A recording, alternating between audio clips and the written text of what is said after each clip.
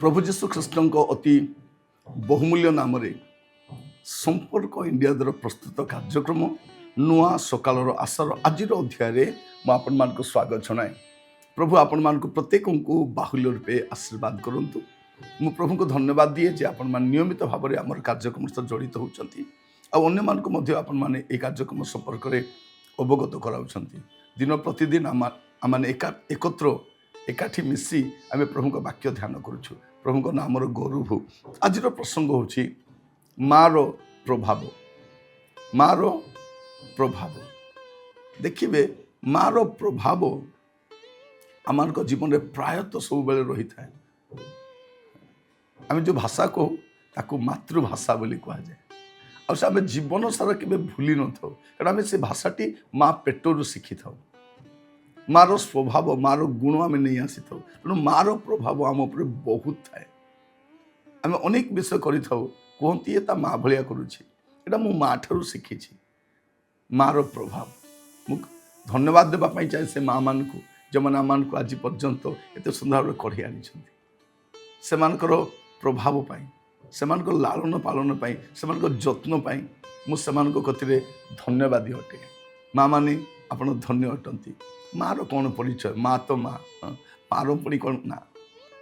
मार कौन ना कौन परिचयर आवश्यकता नहीं। माँ माँ अटे आ प्रभाव सबु बेले पिला मान जीवन रही था।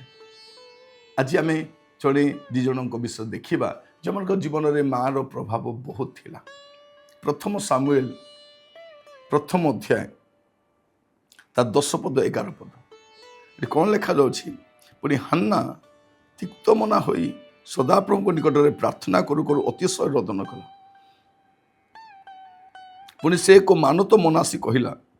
ये सन्याधिपति सदाप्रभु जब तुम्हें अपना दासीर दुख प्रति नितांत दृष्टिपात करिवो और मत्ते स्मरण करी अपना दासी की पासरिब नहीं मात्र अपना दासी की गोटे पुरुष संतान देव तेबे मु ताहार जावजीवन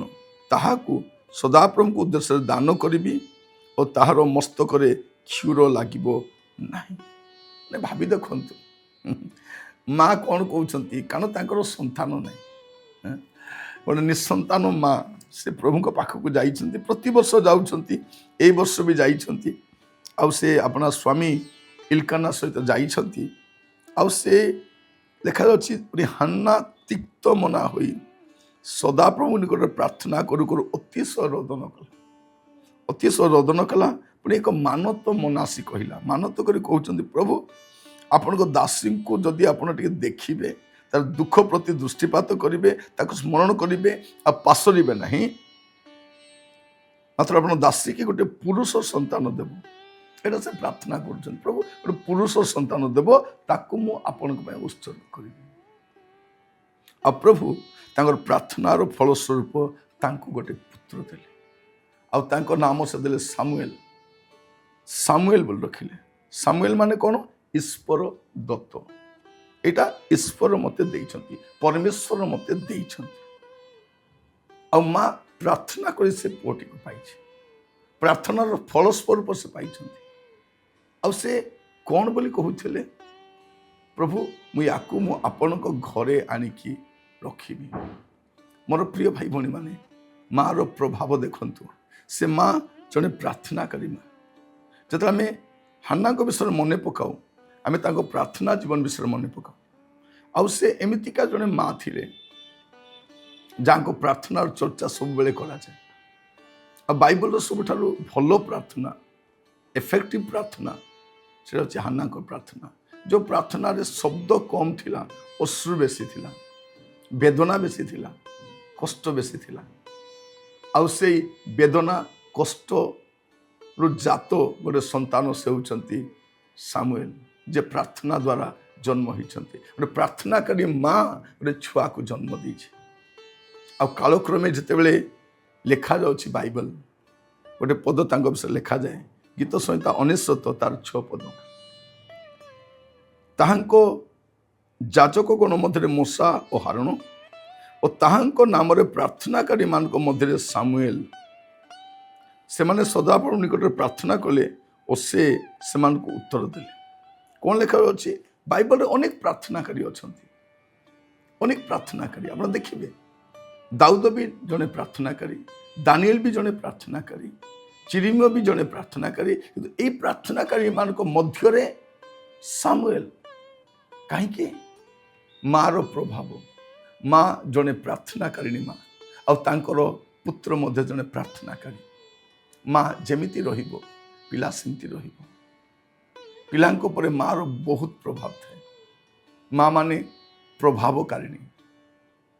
प्रभु आपण मान को आहरी आशीर्वाद करंतु आपण पिला मान को अनेक भाव में प्रभावित करबा पय जने प्रकार कहंती parents are the best teacher